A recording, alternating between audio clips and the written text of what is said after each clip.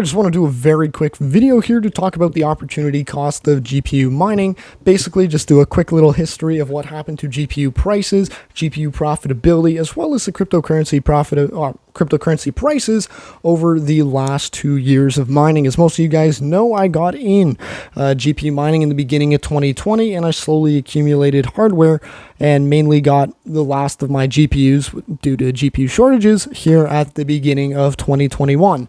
Then during 2021, we saw a huge price increase in the markets, or basically the cryptocurrency markets. We went from like a $1,000 Ethereum up to about $4,000 Ethereum. Then we crashed down in the summer, went back up in November. Then obviously we had that basically Fed meeting, basically where they were saying, okay, we're no longer going to be putting liquidity in the market, and they started doing their taper. And as soon as they started their taper, we had large cryptocurrency price drop-offs.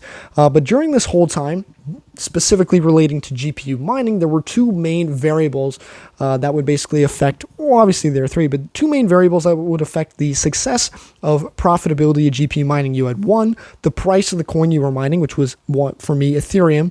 Two, the hardware that I was purchasing, so basically the cost to acquire the hardware that would earn you basically that revenue per month. And then three, which we're not going to talk about here, which is network hash rate, which I could draw over with another color, but the network hash rate, which I'll draw just down here, kind of looked like this. You had, I'll draw them both. I'm very sorry about this.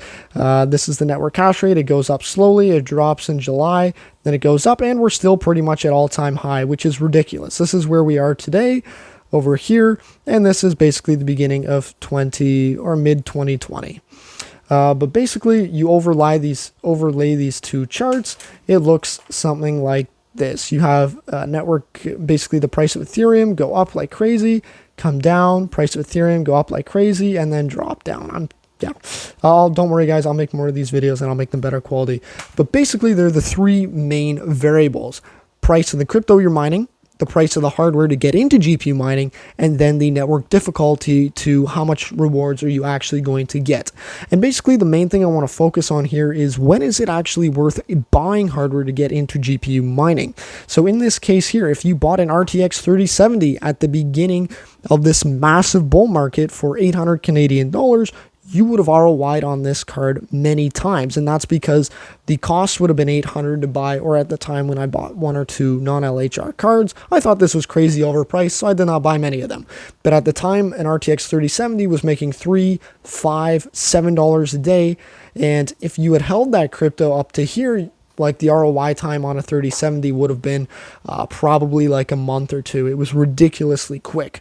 So at that time, $800 for a piece of hardware that's making, I don't know, $100, $200, $300 a month, depending on how long you held the crypto and when you sold it, was a really, really good value proposition. And of course, the network hash rate was not crazy high yet.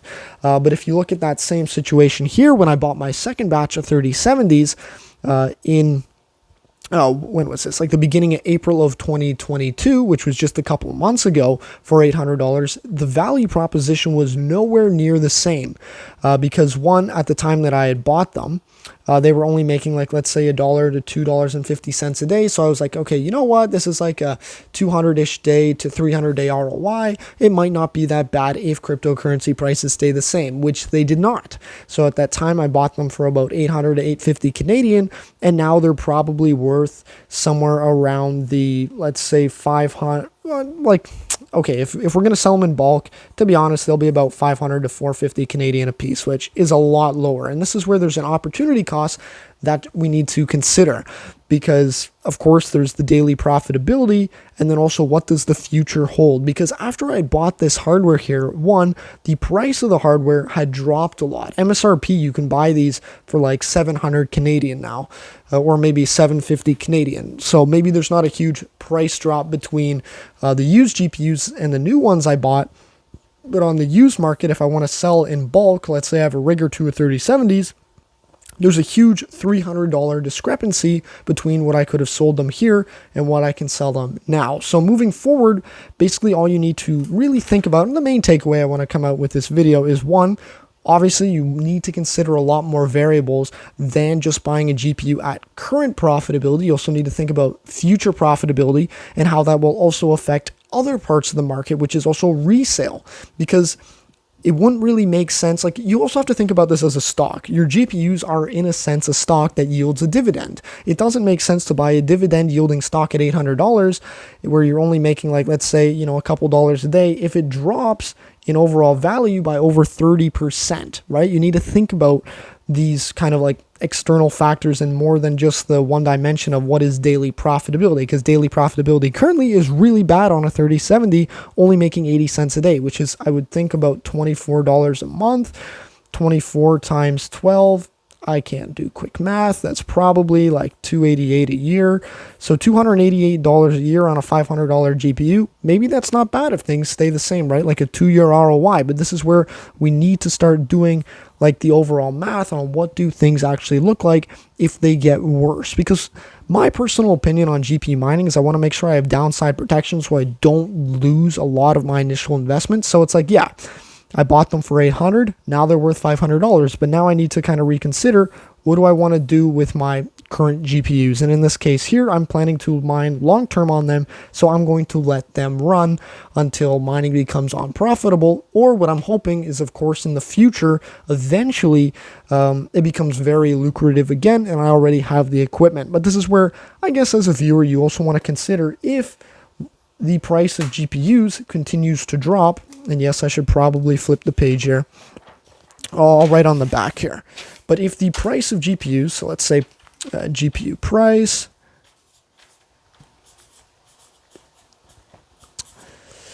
so let's say this is July and this is December. If the price of GPUs drops another 20%, would this have made up the difference of buying the hardware here today, mining it, creating a lot of heat for all of these months? So then by the time you hit your destination here in December, are you actually ahead? Are you beating the price depreciation of your hardware? So I don't know. There's a lot of things to consider. The main takeaway is consider that there are, again, 3 main variables to look at when you are GPU mining. One, the coin that you're mining. In this case, Ethereum is the main guy. Without Ethereum, GPU mining is pretty much dead until everyone sells their hardware and network hash rate decreases by 98%. So yeah, 1, look at the coin that you're mining. 2, consider the price of hardware and that you're getting in at. And then 3, you need to look at all kind of market conditions, not just crypto. You want to consider what's going on in the US economy, what's going on around the world, so that you can gather as much data as possible, so that hopefully you have you've looked at a lot more things and you can make a much better educated guess on whether or not it makes sense to buy GPU hardware today to mine. Anyways, I think that's going to conclude my video. I apologize if it was not really concise, but I just wanted to share a little bit more that there are a lot more variables to consider than just daily profitability. Like today, you would look, okay, an RTX 3070 is making 80 cents a day.